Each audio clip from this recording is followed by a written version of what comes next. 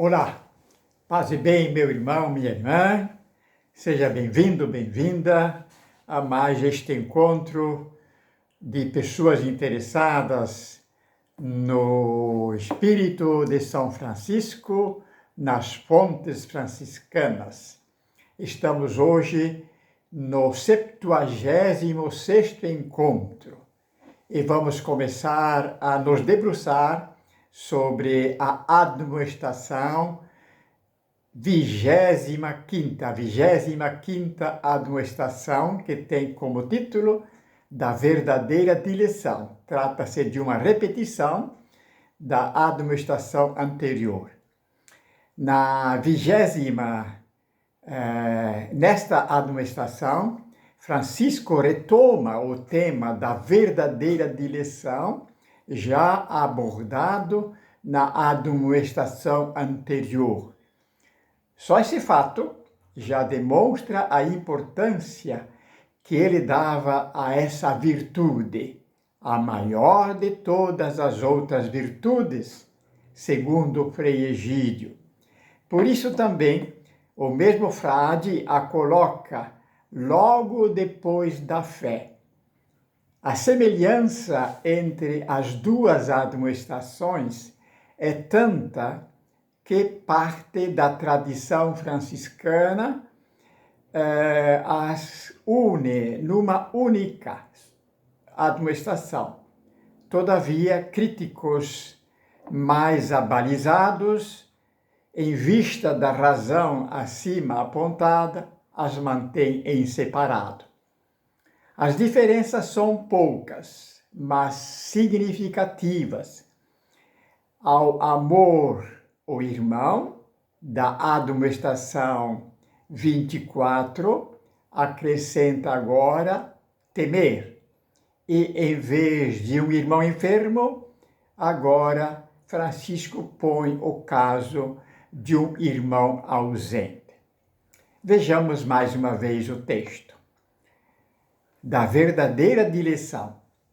Bem-aventurado o servo que tanto ama e teme o irmão, quando está longe dele, como quando está com ele. E não diz atrás dele o que não pode dizer com caridade diante dele. Em ambas as admoestações, pode-se sentir o perfume dos ideais cavalheirescos do jovem assisense, agora temperados, ungidos com a dileção evangélica. Vale recordar o quanto Francisco se esmerava em sua atenção e cuidado para com os doentes e fracos, bem como sua lealdade, cortesia, cordialidade e franqueza para com todos. Durante sua prisão em Perusa, por exemplo, permaneceu alegre e jovial e bem dado com todos, até mesmo com um colega que ofendera os companheiros. Depois de sua viagem para a Puglia, desfaz-se de sua armadura cara e preciosa para doá-la a um cavaleiro mais pobre que ele.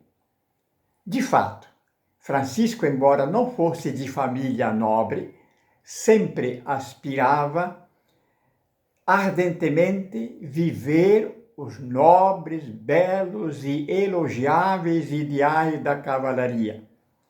Foi esse um dos seus propósitos mais ardentes na juventude. No começo, tentou realizá-lo servindo e lutando contra os perusinos em favor de Assis, sua cidade, sua gente, sua religião. Depois, pôs-se à procura de um grande senhor a quem pudesse oferecer seus préstimos e realizar seu desejo de tornar-se um grande cavaleiro. Mas, quando teve a graça do encontro com o crucificado em São Damião, descobriu que aí estava o grande Senhor que procurava. E então, para segui-lo e servi-lo da melhor maneira possível, despojou-se de tudo, da própria família e do mundo, e o fez com tanto desprendimento e pobreza que pôde amar e servir o próximo e todas as criaturas com tamanha alegria, diligência e jovialidade como poucos humanos até hoje o conseguiram. Como na administração anterior e também em outras, da mesma forma, também aqui, Francisco começa com um bem-aventurado. Acerca da riqueza dessa qualificação evangélica, já vimos quando analisamos a administração 24ª. Vem então a novidade. Se na administração anterior falava apenas em amar com diligência, agora acrescenta temer o irmão. Na Sagrada Escritura, percebem-se duas formas de temer, ou dois tipos de temor: o sagrado em relação a Deus e o moral em relação aos homens. A qual dos dois Francisco estaria se referindo? Gostaríamos nós de perguntar o saber. Para ele, porém, a pergunta carece de sentido, pois, a partir do mistério da encarnação, o homem deixa de ser tão somente homem para ser deificado ou cristificado. Assim como não existe mais homem somente homem, pois a partir do mistério da encarnação, todo homem é um em Cristo, por Cristo e com Cristo, também seus atos não são mais atos somente humanos, mas deificados, cristificados. Por isso, a razão pela qual Francisco exorta os frades para que temam o irmão é muito simples e sagrada. É porque em toda e qualquer outra pessoa está Cristo. Por isso, todo outro deixa de ser um outro para ser um irmão, de modo que tudo o que for feito a ele é feito a Cristo. Dessa forma, temer o irmão é temer a Cristo, temer a Deus. Logo, um temor sagrado. Assim, o temor ao irmão nasce da experiência de estar diante do absoluto, do tudo de tudo, do todo de todos, do meu Deus e tudo. É a experiência de tantos homens e mulheres de Deus, como, por exemplo, Abraão, que, por ordem do Senhor, não hesitou em sacrificar-lhe o próprio filho. Por isso, recebeu dele a honrosa e confidencial confirmação: agora sei que temes a Deus. E, da tradição religiosa, o título de o temente a Deus. Nessa experiência, o temor se torna o princípio, a sabedoria que ordena a vida e a conduta do homem. Por isso diz o eclesiástico: quem teme o Senhor estará bem até o fim e será abençoado no dia de sua morte. O princípio da sabedoria, ou melhor, o princípio da sabedoria é temer o Senhor. Já o bem-aventurado Frei Egídio dizia: o temor de Deus rege e governa o homem e o faz chegar à graça do Senhor. E se o homem a tem, o temor de Deus a conserva. Se não a tem, o faz chegar a ela. Todas as criaturas racionais que caíram nunca teriam caído se tivessem tido este dom, diz Frei Egídio. Nisso está, pois, a fundamental diferença entre o temor de Deus e o temor do homem. Enquanto o primeiro nasce da graça do encontro com Deus, o segundo nasce da mera experiência ou vontade humana. Enquanto o primeiro vem do alto do céu do eterno, o segundo vem debaixo da terra do humano, e por isso destinado ao medo, à morte, ao vazio, ao nada. Por tudo isso, Francisco é um dos poucos homens que conseguiu ver tão clara e profundamente a nova dignidade do homem. De fato, poucos cristãos conseguiram compreender e assimilar tão bem e tão intensamente a mensagem evangélica acerca da nova e definitiva presença de Deus no homem, no próximo, como Francisco. Pois para ele, pelo mistério da encarnação, o homem torna-se filho de Deus, no Filho muito amado do Pai, Jesus. Por isso, tudo o que é dito dele deve-se dizer também, e de modo semelhante, do homem. Desse princípio nasce toda a nova conduta do homem com seu semelhante. Deve conduzir-se, relacionar-se com ele, assim como se conduz e se relaciona com seu Senhor e Criador, Jesus Cristo, e seu Pai, Deus. Ou seja, para ele, Deus faz do irmão o lugar, o sinal privilegiado para viver aqui no mundo e participar de nossa vida e de nossa história. O anúncio, a boa nova de Jesus, tudo que fizestes a um desses mais pequeninos, que são meus irmãos, é a mim que o fizestes, nunca encontrou um coração tão acolhedor, tão crente, feliz, entusiasmado e dedicado como o de Francisco. Recordemos como foi expressiva essa sua experiência crística com os leprosos. Foi a partir deles que o Senhor lhe deu a graça da conversão evangélica.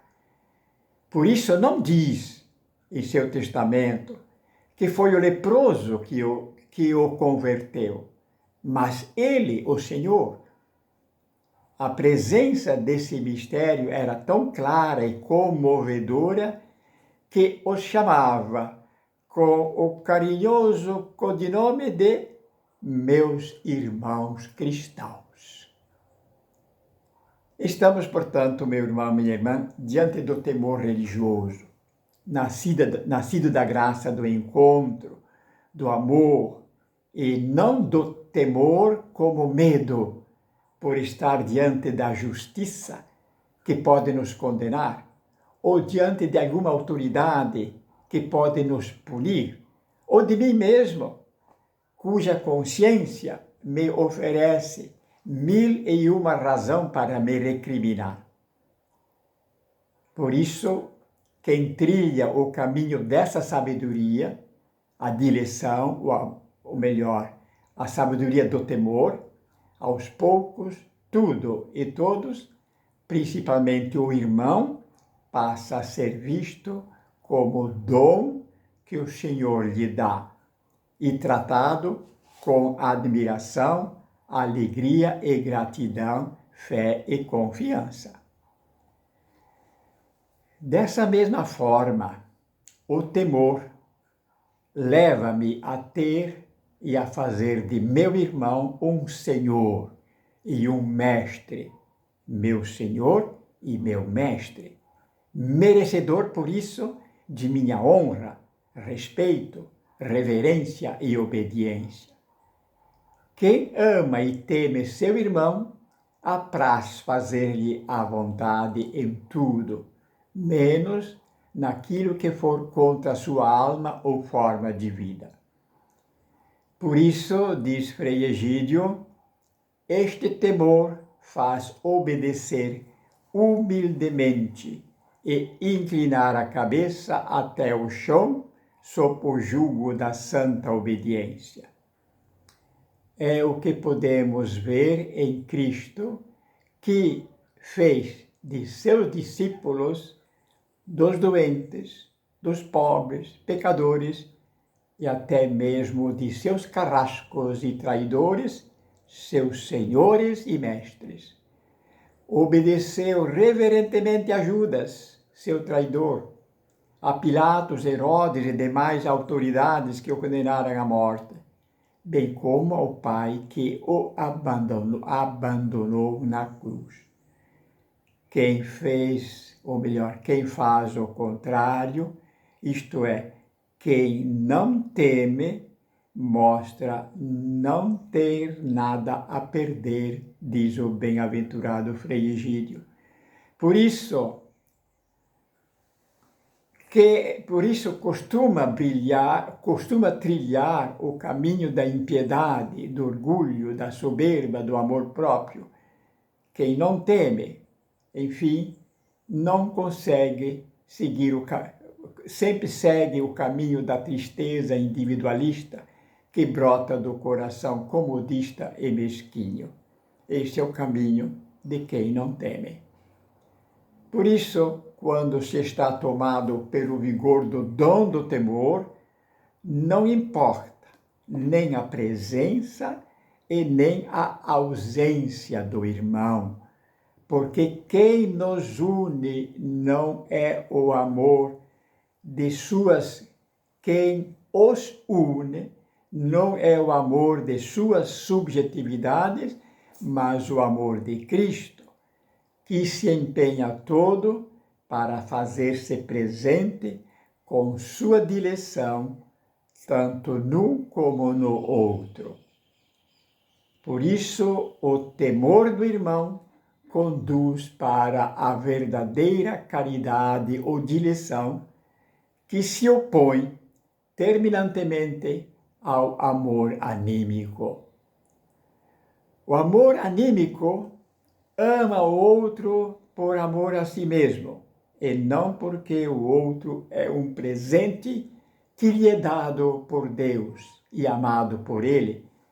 Como muito bem diz o Senhor no Sermão da Montanha, quando insiste para que sejamos justos, pacíficos e misericordiosos por causa dele. Na tradição cristã, se costumou chamar esse segundo amor de espiritual, porque é animado pelo fogo do amor divino, o Espírito Santo.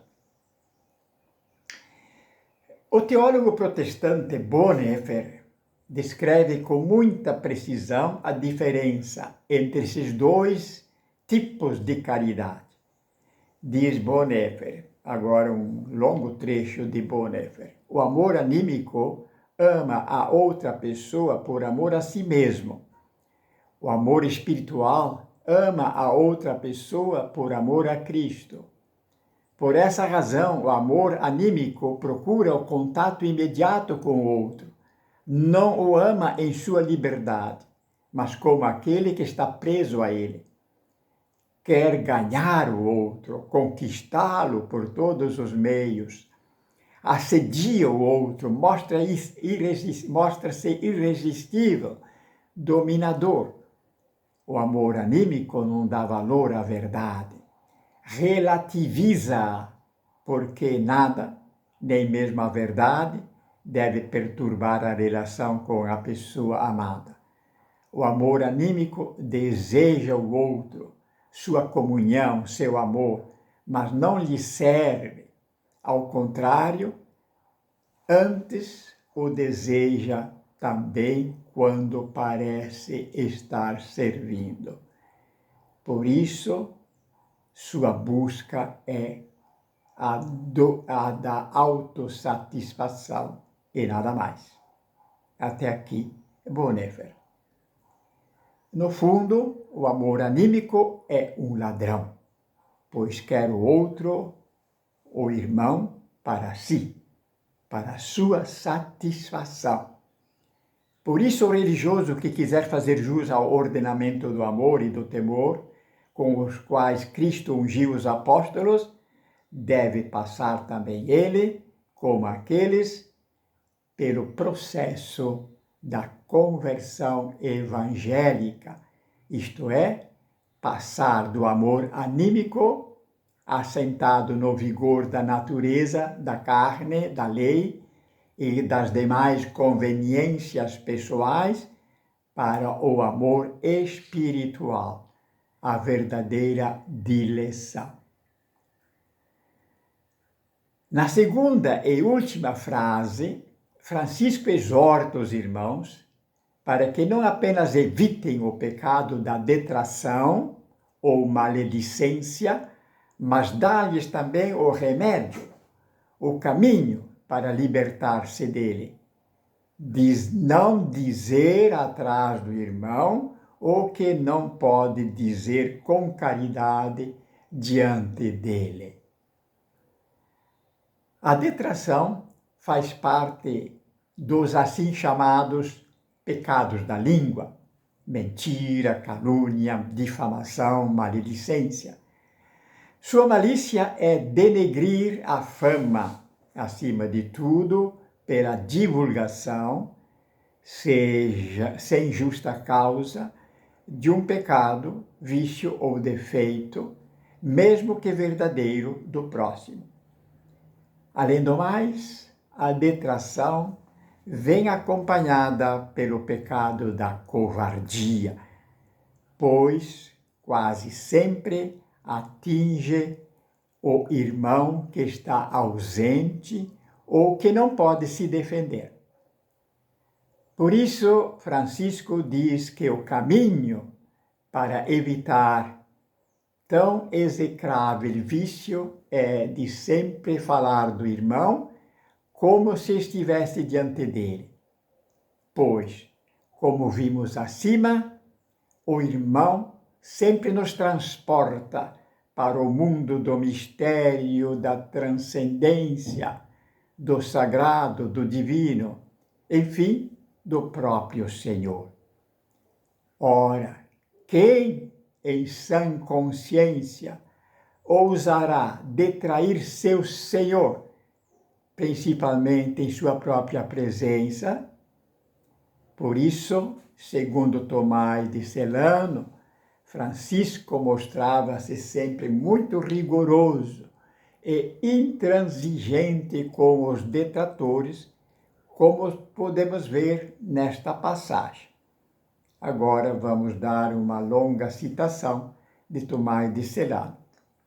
Diz assim: execrava os detratores com horror, mais que outra espécie de viciosos, e dizia que tinham veneno na língua e envenenavam os outros. Por isso, como nós mesmos vimos, evitava e repelia os maldizentes, pulgas que picam quando falam, e desviava os ouvidos para não manchá-los. Certa vez, ouviu um frade denegrindo a fama de outro. Virou-se para Frei Pedro Catani, seu vigário, e proferiu este terrível juízo: a ordem corre grande perigo se não neutralizar os difamadores. Bem depressa, o perfume suavíssimo de muitos começará a cheirar mal se não forem fechadas as bocas fétidas dessa gente. Levanta-te, levanta-te, examina tudo com diligência, e se descobrires que o frade acusado é inocente, inflige uma correção tão dura no acusador que os outros nunca mais vão se esquecer. Se tu mesmo não o puderes punir, entrega-o nas mãos do atleta florentino. E tem uma nota entre parênteses, chamava de lutador o Frei João de Florença, homem de grande estatura e muito forte. Quero que tenhas o maior cuidado, tu e todos os ministros, para que essa peste não se alastre. Às vezes, continua Celano, achava que devia ser expoliado da túnica quem tivesse expoliado seu irmão da glória da fama, e que não poderia elevar os olhos para Deus enquanto não devolvesse o que tinha tirado. Foi por isso que os frades daquele tempo abominaram esse vício de maneira especial e estabeleceram firmemente que haveriam de evitar, com todo cuidado, qualquer coisa que diminuísse a honra dos outros ou que soasse a desprezo. Na verdade, isso é correto e ótimo. Que é o detrator? Pergunta Tomás de Celano, senão o fel dos homens, o fermento da maldade, a desonra do mundo. Que é o falador, senão o escândalo da ordem, o veneno do claustro, a desagregação da unidade? Até aqui, citação de Tomás de Celano. Ainda, segundo o mesmo companheiro de Francisco, Frei Egídio, detrair o irmão é ofender a Deus e, por isso, digno de morte. Eis a razão por que devemos temer sempre. Vamos agora tentar fazer uma pequena reflexão acerca da dileção no dia de hoje. Nunca como hoje a Igreja tem consciência da urgência do testemunho da dimensão universal do amor em sua perfeição máxima, que é a dileção de Jesus Cristo, isto é, de seu amor aos inimigos. Por isso, o Papa Francisco, depois de por diversas vezes evocar a memória de São Francisco de Assis e de propô-lo como modelo para o homem de hoje, e depois na sua exortação apostólica Fratelli Tutti, falar da necessidade de pensar e gerar um mundo aberto, escreve: o ser humano está feito de tal maneira que não se realiza, não se desenvolve, nem pode encontrar sua plenitude a não ser no sincero dom de si mesmo aos outros, e não chega a reconhecer completamente a sua própria verdade e identidade, senão no encontro com os outros. E essa frase bonita de Papa Francisco: só comungo realmente comigo mesmo na medida em que comungo com o outro. E logo em seguida, continua o nosso Papa: a partir da intimidade de cada coração, o amor cria vínculos e amplia a existência quando arranca a pessoa de si mesma para o outro. Feitos para o amor, existe em cada um de nós uma espécie de lei de êxtase. Sair de si mesmo para encontrar nos outros um acrescentamento de ser. Por isso, o homem deve conseguir um dia partir de si, deixar de procurar apoio em si mesmo e deixar-se levar.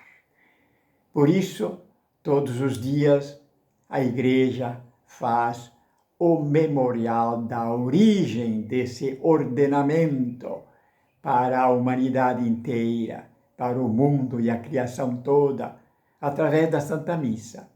Anuncia, renova e atualiza esse novo mandamento, essa nova, primeira, maior e última vocação, missão de todos os homens e de toda a sua história.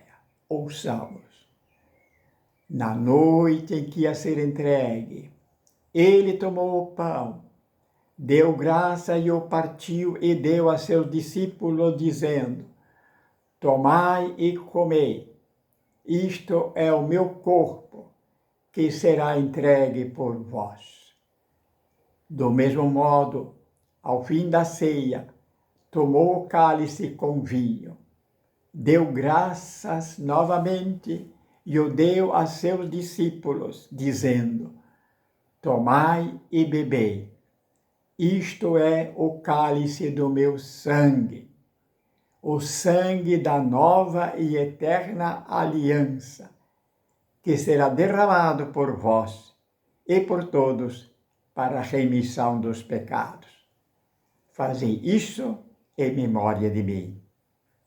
Eis o mistério da fé.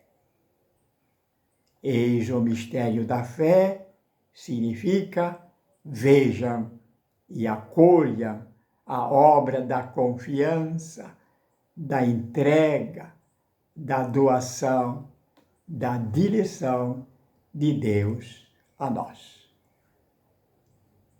Meu prezado irmão, minha prezada irmã, estejam conosco no próximo encontro, que será com o professor Marquinhos, e irá abordar o tema a verdadeira dileção como exercício da universalidade da caridade.